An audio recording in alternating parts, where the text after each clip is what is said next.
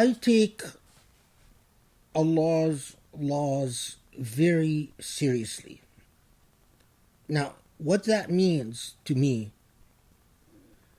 again, as someone who spent his entire life from,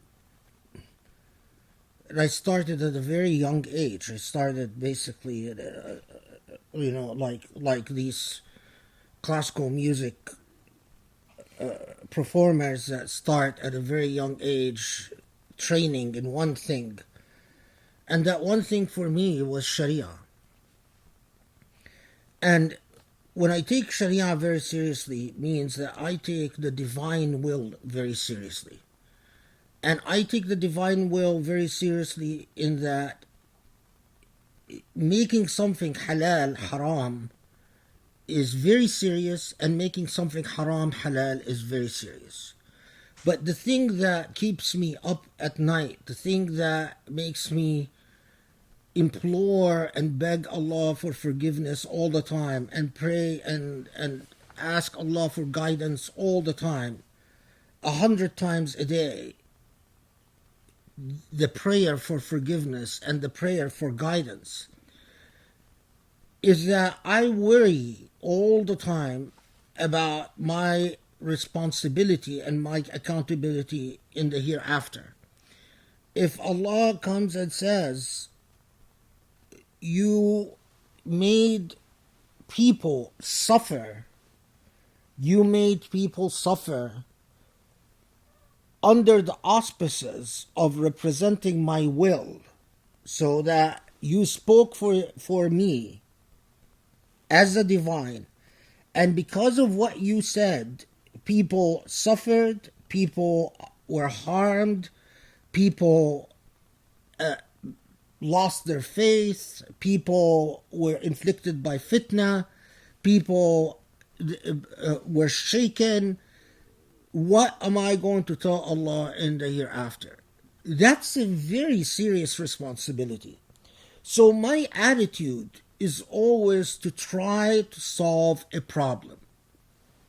Any legal matter that comes to you is a problem, and your role as a purported expert in Sharia is to examine and study things from all sides, from all aspects, in order to maximize the benefits and minimize the harms to the extent possible, without at the same time diluting Allah's law.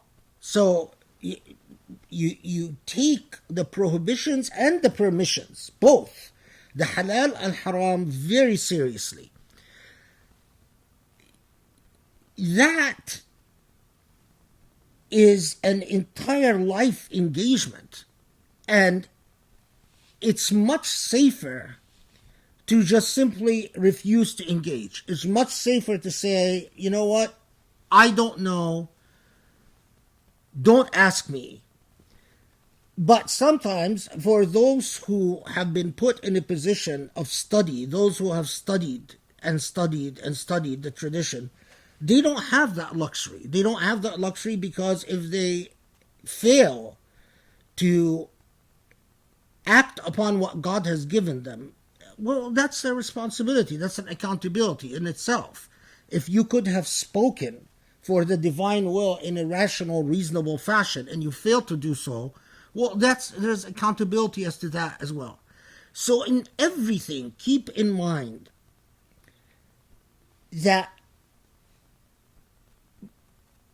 I am constantly trying to navigate the evidence of the divine will, the various adillah, to the best of my ability, in order to avoid the specter of accountability, where Allah says, you did not do a thorough job, you did not do a good job. And that's a very heavy matter. It's not, to just say something is haram and to have that impact the life of people in a way that could be quite material and quite serious is not just is not something to be taken lightly. That's a very serious matter, and that drives everything. And that's the way your relationship to Allah's law should be. A reverence that if you cannot be engaged at the level of your conscience and totally and fully and completely, then don't even venture there. If this cannot be the thing that keeps you up at night, if this is not the thing that becomes the vehicle where you develop a constant relationship with Allah, where you are constantly praying for guidance and constantly hoping that you receive it, then it is much safer to leave this endeavor to those who are fully committed. But it is not a solution to just tell the people, well, here's the law, and I'm not going to worry about what consequences that Allah has for you.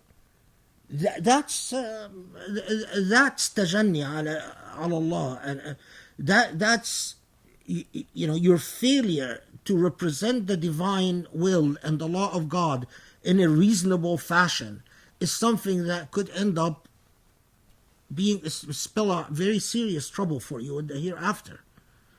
And that's critical. That's a crux.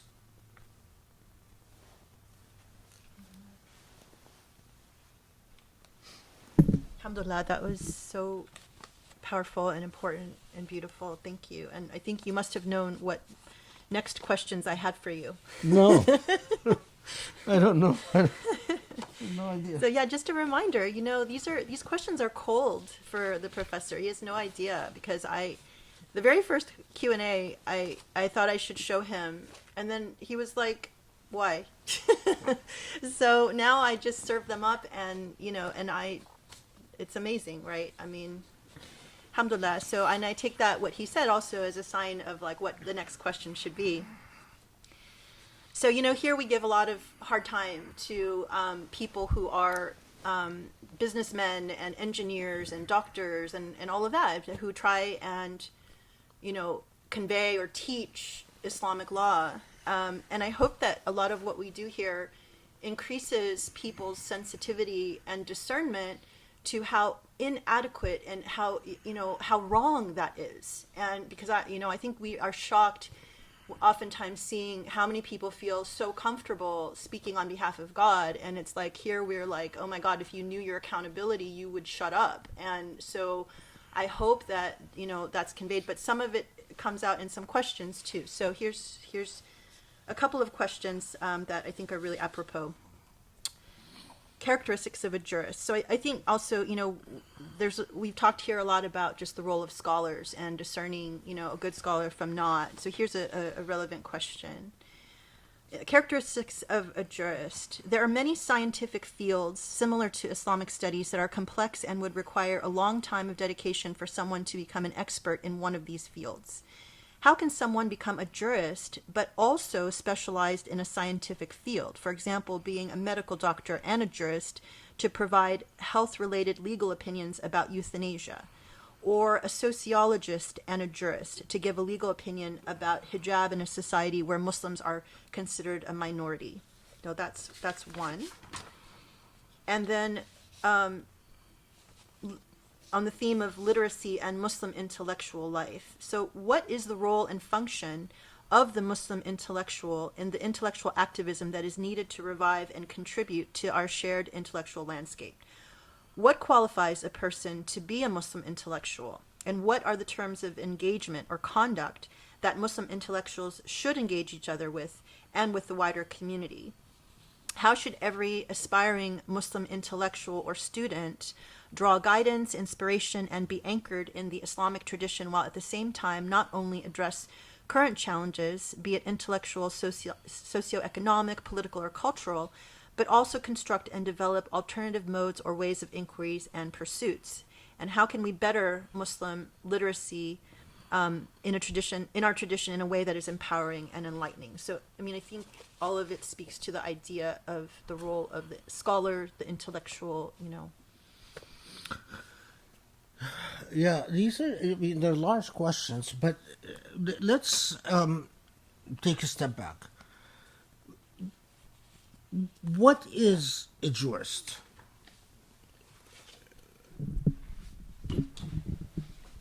Specifically, a faqih, a jurist, is someone who specializes in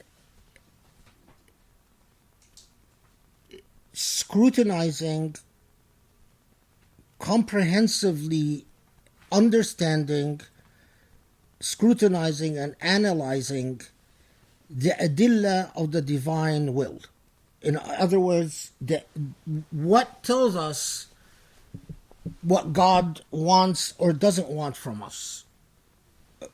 Well, one option is for God to be present and to speak to us directly. Well, we know that revelation ended with the Prophet Muhammad ﷺ. And anyone that comes, and this is a new fad that I've noticed in the Muslim world, those people who claim that they are receiving some form of revelation or another, either inspiration from Allah or some form of fath or futuhat or rawhaniyat or whatever, all of that is nonsense. I mean, it unless you are claiming that you are receiving it and it applies only to you, but it does not extend beyond you, and thus there's no need to share it. If you really believe that Allah is speaking to you and telling you what Allah wants from you, then that's just for you, and it's something between you and Allah in the hereafter. But the minute that you extend beyond yourself to tell people what Allah wants from them, what Allah wants from them as opposed to you, you have invoked the divine authority. And what are the foundations of the divine authority? The foundations of the divine authority are the adillah, the indicators, the things that point us to the divine will. Where are those indicators found? Well, they are found in the text of the Quran. They are found in the tradition of the Prophet ﷺ, his teachings. They are found in the understandings of the family of the Prophet, Ahlul Bayt, and the companions of the Prophet's teachings, how they understood things. Why is it relevant? Why does it carry precedent value? Well, because we assume that since they lived at that time and they learned from the Prophet, then their interpretations have persuasive or sometimes could be binding authority, depending.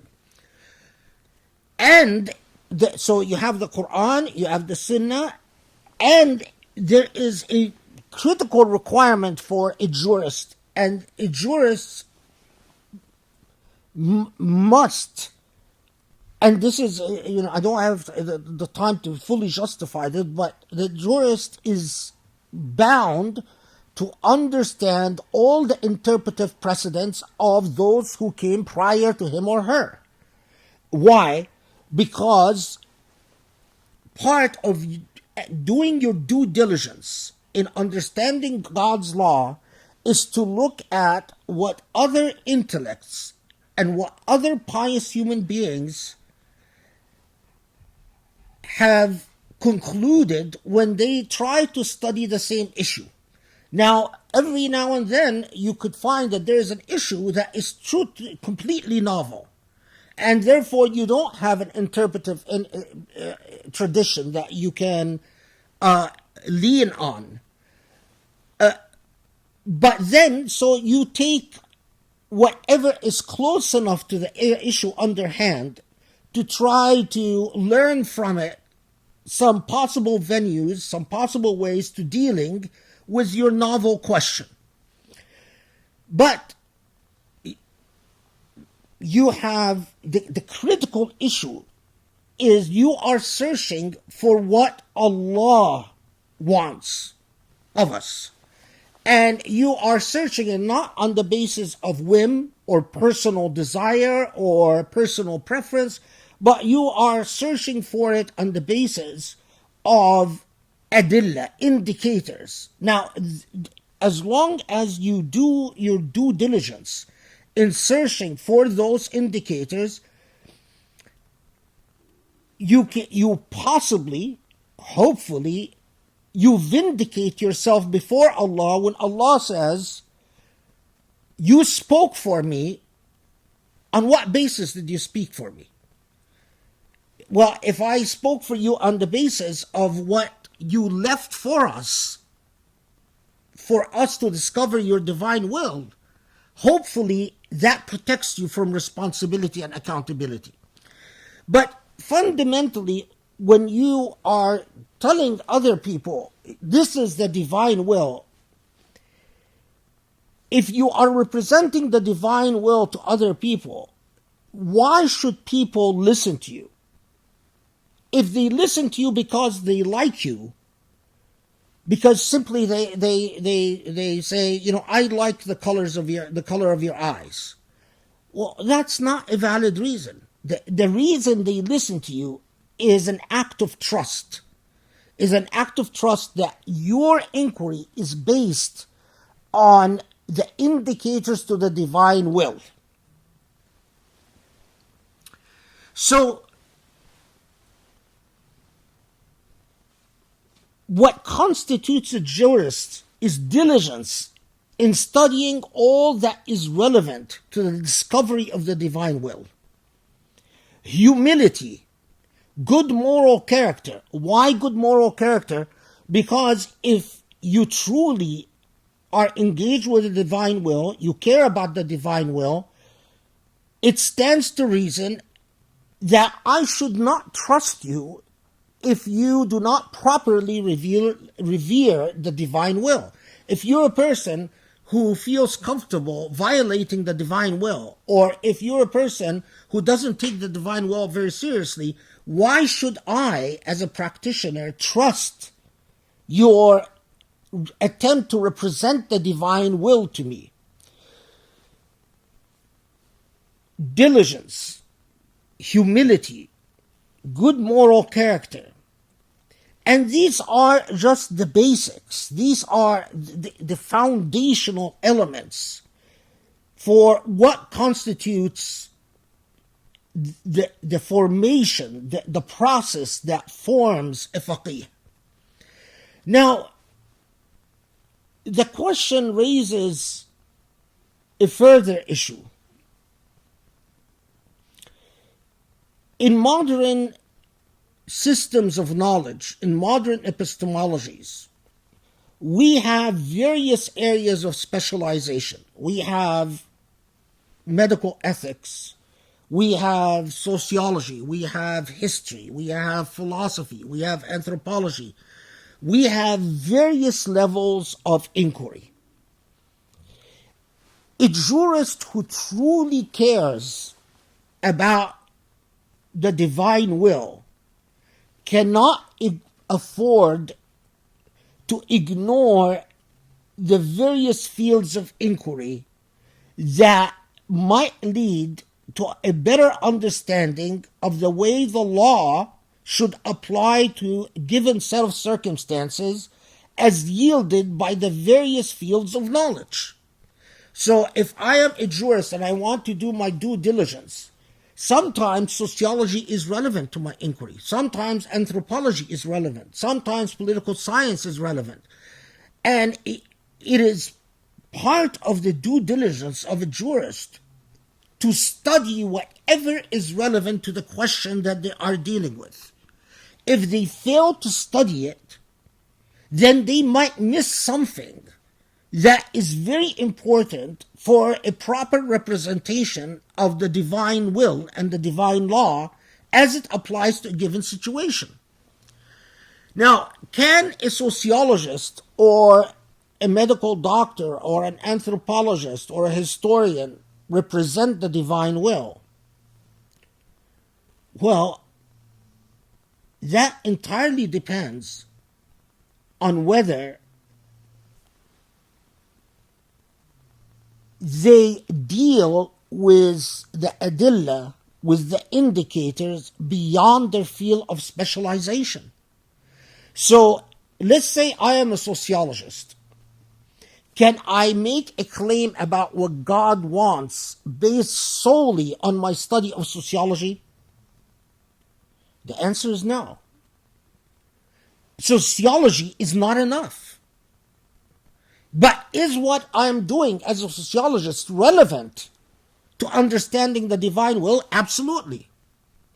And a good jurist would read what I do as a sociologist in order to understand what.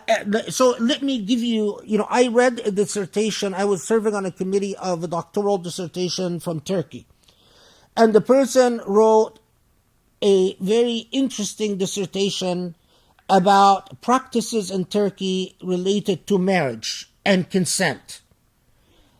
How in real life consent or lack of consent is practiced in various parts in Turkey when it comes to marriage. Now, as a jurist, is this relevant? Well, yes, it is relevant, because I learned from this dissertation that there are practices, sociological practices in Turkey, in which consent is not meaningfully obtained in a marriage. And it would be a dereliction of duty, it will be malpractice, if I ignore the sociological reality that generates consent or lack of consent in marriage. But is the person who made the study equipped to represent the divine will just on the basis of their sociological studies? The answer is no. So modern fields of inquiry are very important, but I warn against the tendency of those who specialize the function of a jurist. And that is why fiqh is a very, very serious matter, because fiqh is the one field that is truly cross-disciplinary. A true faqih must understand history, must understand sociology, must understand anthropology, must understand philosophy, must understand political science. A true faqih is obligated to study and to learn everything that impacts on the legal issue at hand. I am concerned, and I've been concerned for years. It's one thing to, for instance, study medicine and to say, I'm going to write on Islamic medical ethics. Of course, and then you study everything that is relevant to the issue of Islamic medical ethics. Is men wearing gold or not wearing gold relevant to medical ethics? No. Probably not. Is women wearing nail polish when they do wudu relevant to medical ethics? Probably not. But is reading in Al-Kindi and reading Al-Sahrawardi or reading Mullah Sadra relevant to medical ethics? Probably yes.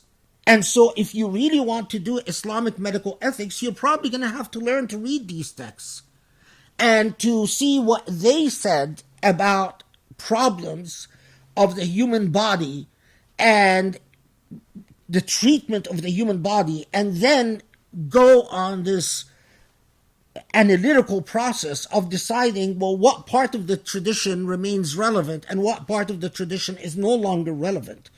and you present your research, and you represent your research not to reach an ultimate question as to halal and haram, but to represent your research so that the faqih can read it and can weigh it as part of the totality of evidence in reaching an opinion about what is halal and haram. This is very different from the current mess where someone goes to medical school and then he goes on the board of some Islamic center and then starts giving Sunday classes and starts pontificating about God's law just because they read Al-Halal wal-Haram by Qaradawi, or they read, some other... That is a huge liability in the hereafter. And quite frankly, I don't understand the psychology of these people. Clearly there is an intoxication, there's an allure to holding yourself as a person of authority. You're a businessman, or you're a medical doctor, or you're a dentist, or you're an eye doctor, and then on Sundays you get to play Islamic scholar. Yes, it feels good as you do it because you enjoy being looked at as an authority. You enjoy people saying, oh wow, look at how much he knows about God's law. But in the hereafter, I think you're in serious trouble.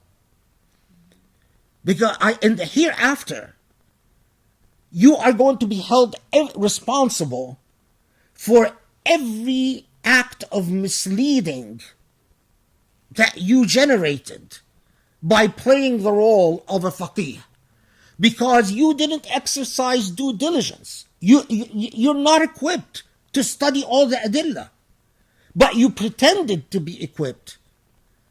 And I don't understand those people.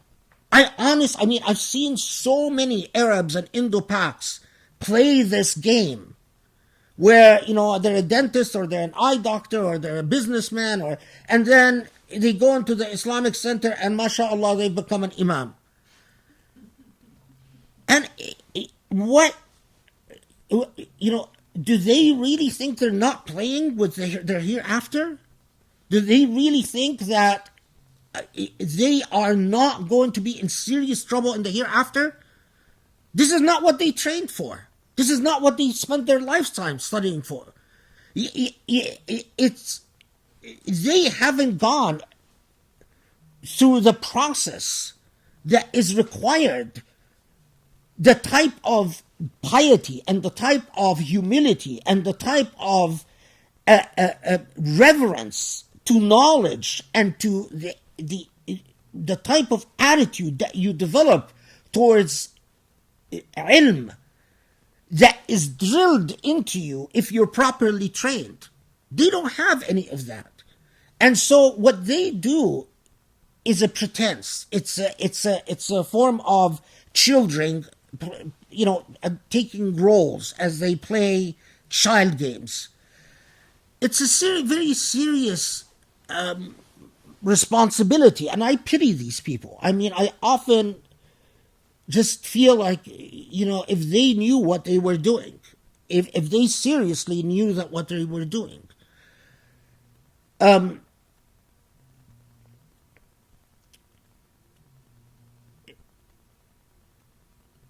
you are not, be very clear in your mind. You can contribute to Islamic knowledge, yes. You could contribute to Islamic knowledge in a variety of fields. But don't play the role of a faqih unless you go through what is necessary to prepare a faqih. Unless you pay your dues and you train as a faqih.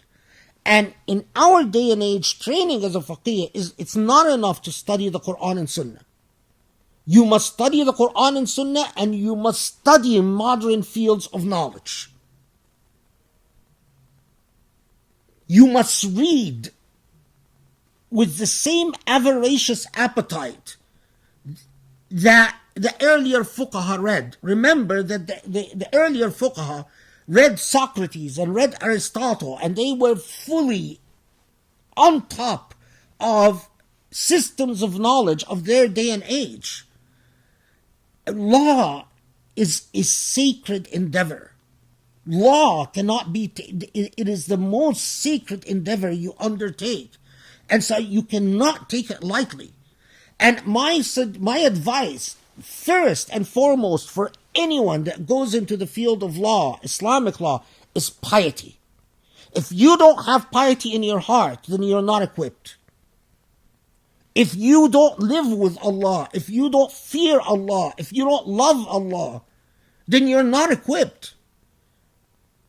Then take yourself out. Otherwise, you are really risking your hereafter in every sense of the word.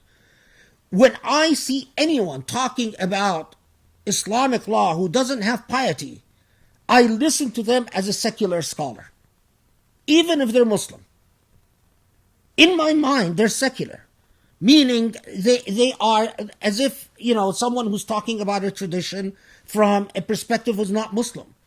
Because for a faqih to speak, a faqih must be anchored in piety. There was a part to the question about the role of the intellectual.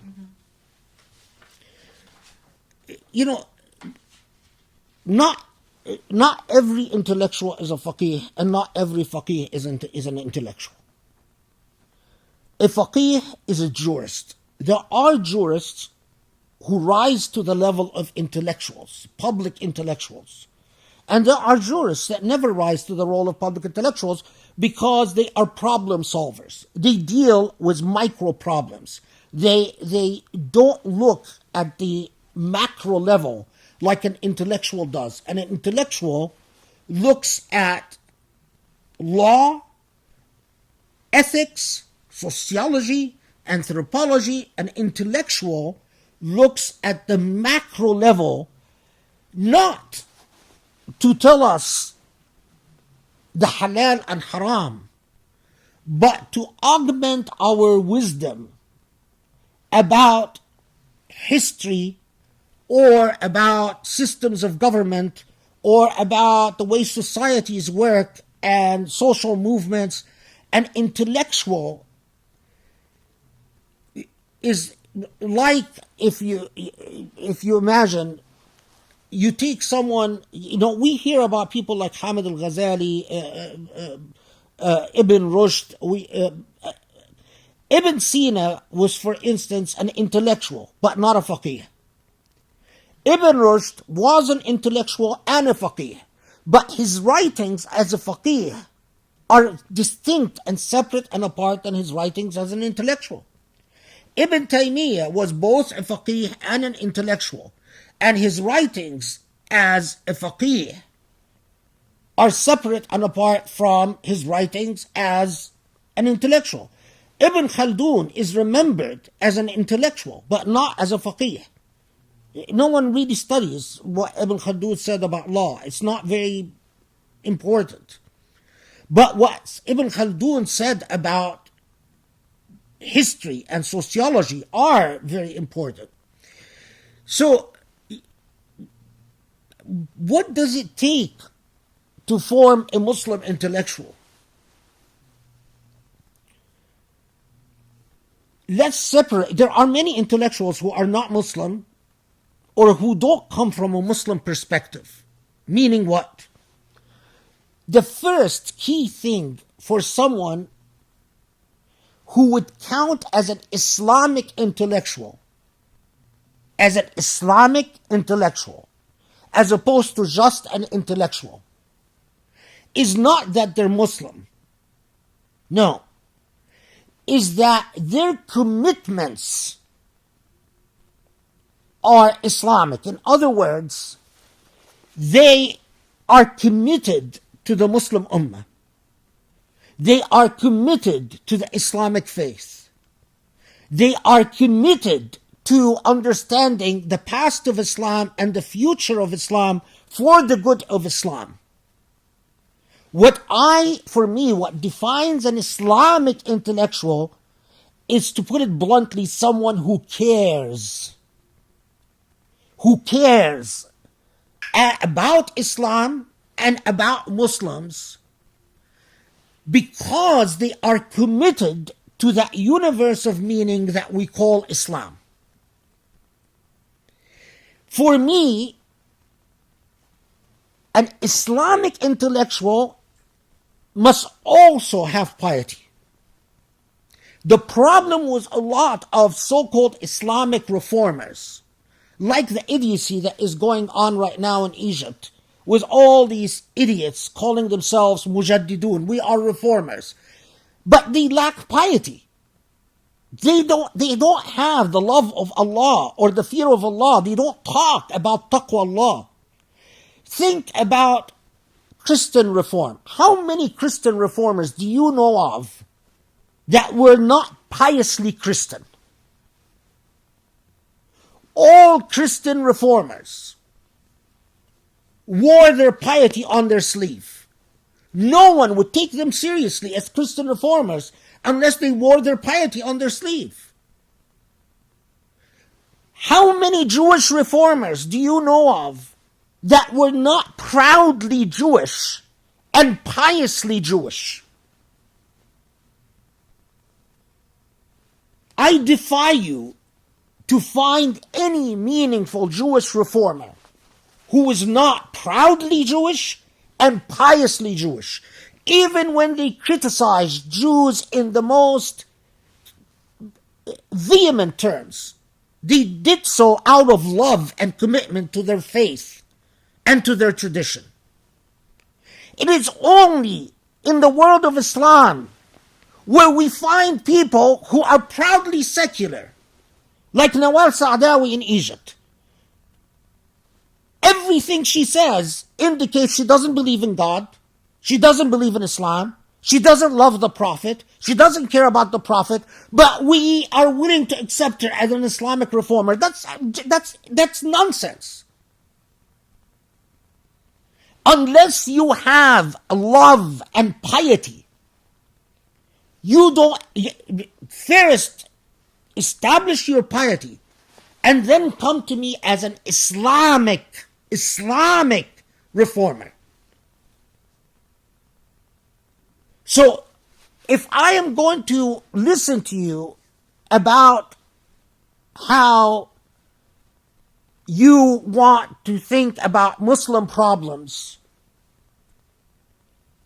first I need to know that you share my iman, you share my normative commitments, that both of us care about this religion, both of us care about the future of this religion, both of us believe this religion is the truth, both of us believe what Muhammad ﷺ brought to humanity is the truth, both of us believe that the Quran is from Allah, and then I am willing to, after you've established your credentials, then I am willing to listen to you as an Islamic intellectual.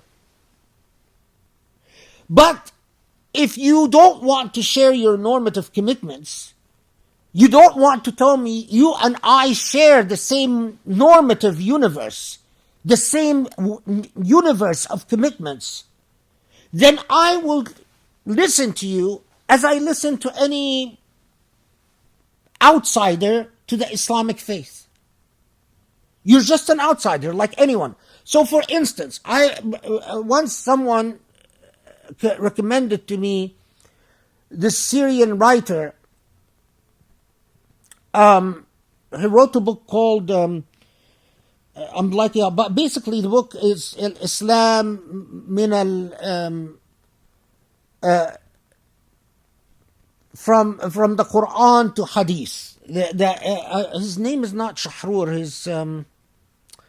You remember that book that you won't remember the name, right? Tarabishi. His name is Tarabishi. So I'm reading this book, and this man is telling me, he's criticizing Al-Jabri, the Moroccan scholar. He's criticizing this Islamic scholar and this Islamic scholar and that Islamic scholar. And then I'm reading along in the book, and then I read the Tarabishi say that he doesn't believe in Allah. He's an atheist. I went to my friend and said, in what sense is this an Islamic reformer? If you would have recommended this book to me as read what a non-Muslim has to say about the Islamic tradition. But the man is an atheist. He doesn't share my world of normative commitments. He doesn't share with me my fear of Allah and my love of Allah. So when he tells me, as Tarabishi says, that Islam was actually intended as an Arab religion, and it was just an historical accident that it became a universal religion, then I understand what he's talking about. Because he's not a Muslim. And why do we pretend he's a Muslim? If the man says, I am not a Muslim. When he then argues that the problem with the Islamic tradition is that it has ignored love and doesn't understand love, then I can understand, because he's never experienced love in the Islamic sense. So he's writing effectively as an outsider to the tradition. Just because you have a Muslim name, or just because you come from Muslim parents, it doesn't qualify you as a Muslim. The same thing with Shihab Ahmed, my late friend. In what sense is he a Muslim? When he was being honored, I saw this, you can find it on YouTube. He was being honored in one of the British universities after his death, and his sister spoke in that event. And the first thing his sister said is that her brother had a very deep appreciation for good wine, and that a big part of his life was good wine and this whole things. Why is it that young Muslim students will take someone who goes out of their way to make their normative commitments that are not Islamic expressly known, and insist that they are part of the Islamic tradition? If we were not a colonized people, if we were not a dominated people, if we were not a brainwashed people, where would that happen? Have you ever heard of a Christian reformer who's not a committed Christian? Have you ever heard of a Jewish reformer who's not a committed Jew? A pious Jew? Where does this happen, where outsiders get to speak as authorities to insiders from an insider's voice? Where does that happen? It happens with colonized people. People who've lost the right to self-determination. For instance, look at Native Americans. A lot of the people who speak about American Indian law are not Native Americans. They didn't grow up as Native Americans. They don't understand the Native American experience, but they get to speak as authorities. Why? Because Native Americans are colonized people, dominated people, people who do not have the power to define the world of authority in their own universe and their own space. It is only colonized people that demonstrate the type of trauma that we demonstrate when we say it is possible for someone to represent our subjectivities from the inside who doesn't share our world of normative commitments. For you sociologists out there, for you anthropologists out there, study this, and you will find that it is a symptom of colonized people. So yes, for all you young students out there, when I read something, I always ask myself, am I reading an outsider or an insider? Am I reading someone who approaches this tradition from a world of normative commitments that are bound and loyal to this tradition? Or am I reading someone who has normative commitments that either are outside the tradition or are irrelevant to the tradition? And that then allows me to be in the proper space as I read them. So you want to be a Muslim intellectual, fine. Muslim intellectual cares about the fate of the Muslim Ummah and the fate of this religion. For me to consider you, to take your bona fides as a Muslim intellectual, I need to know that you are committed, you share the world of normative commitments that are owed to this tradition and this religion and to our God and to our Prophet ﷺ.